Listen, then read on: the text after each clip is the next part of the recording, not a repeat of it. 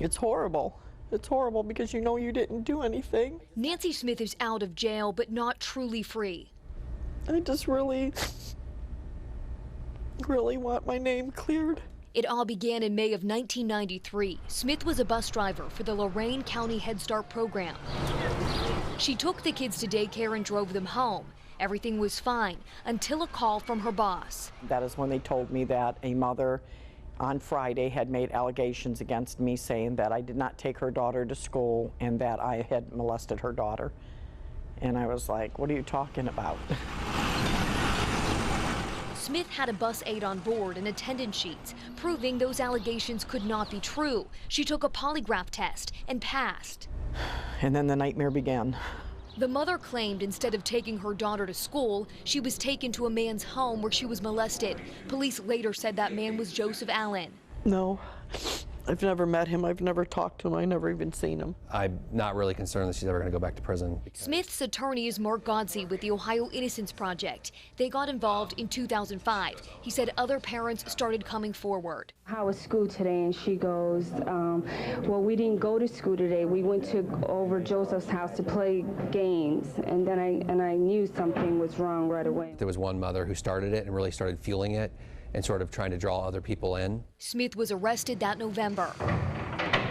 State of Ohio versus Nancy Smith. Then came the trial. First of all, you read the trial transcripts and the police records, and the children are changing their story. I mean, when you're innocent, you don't think that, that people are going to believe these lies. You just trust your justice system. She was found guilty and sentenced to 15 to 90 years in prison. I was thinking, who's going to take care of my children? It was like I lost a parent, but she was still alive. Smith had to watch her children grow up from jail, missing their weddings and the births of her grandchildren. The worst part was when they would come and then they would have to leave and I would have to sit there in that chair and watch them walk out the door. Her daughter Amber Smith became her voice on the outside, getting the Ohio Innocence Project involved and meeting every week with a former detective on the case. We watched the lineup tape together. He pointed out everything that was wrong on the lineup tape. The lineup tapes show children being brought to the police department to pick out suspect Joseph Allen. Godsey says in the tapes, you can see the kids being coached, even told who to pick. The jury never saw those tapes. What color shirt does he have? Black. I've actually never seen anything like that in my entire life, where the parents and the officers are telling them who to pick. We're going to put him in jail and throw away the key now. Which one is he? Godsey says this fits the pattern of the daycare hysteria cases in the 80s and 90s, where parents would target government-funded daycares and accuse employees of abuse. It's sort of sick to say, but people, it appears, were making these allegations for monetary gain. Which one you pointing at? The families that made the original allegations did sue Head Start and received millions of dollars. And that's what's sad, is that it all was created over money in the first place. 14.5 years would pass as the fight continued to free Smith. But I'll tell you one thing, I never gave up on hope. Never.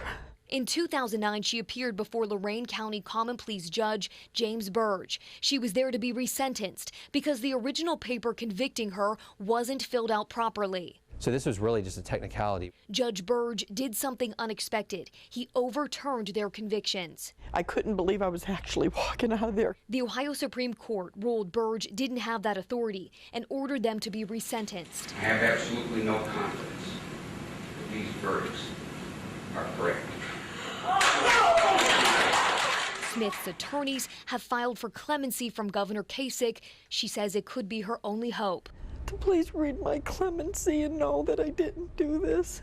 It's all there. It's all there. All he has to do is read it to know. Kristen Severance, the Ohio News Network.